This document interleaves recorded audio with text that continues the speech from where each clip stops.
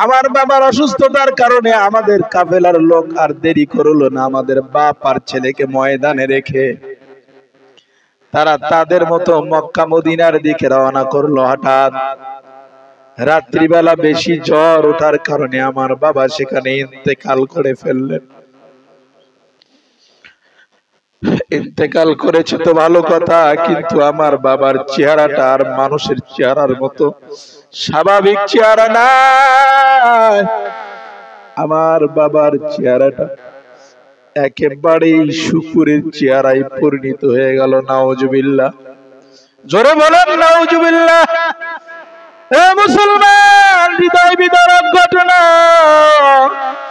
ভালো করে শুনে নাও রে মুসলমান যুবক ভাই, ও পুরা বাবাজিরা, মুরব্বীরা ভালো করে শুনে নাও, ও টাকাওয়ালার দলেরা ভালো করে শুনে নাও। আল্লাহর বান্দা মৃত্যুর পর চেহারাটা একেবারেই শুকুরের চেহারা হয়ে গেল।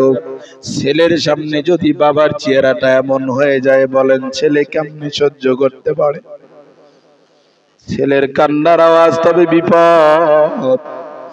আশেপাশে কোনো বাড়ি ঘর নেই, আশেপাশে কোনো বাড়ি ঘর নেই রে মুসলমান, যে লোকজনের সাহায্য নিবে পারলো না। সন্তান কান্না করতে করতে করতে করতে করতে ওখানে ঘুমায়া বসে। ঘুমের ঘরে কে যেন এসে কয়, যুবক তুমি কেন কান্না করছো?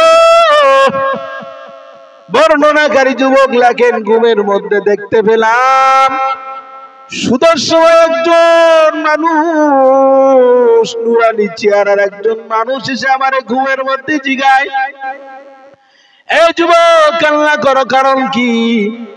যুবক ডাক দেয়া কয়, আমি ঘুমের মধ্যেই বললাম রে আল্লাহর বান্দা, আমার বাবা ইন্তেকাল করেছে, তবে স্বাভাবিক ইন্তেকাল না, আমার বাবার মরণের ভয়।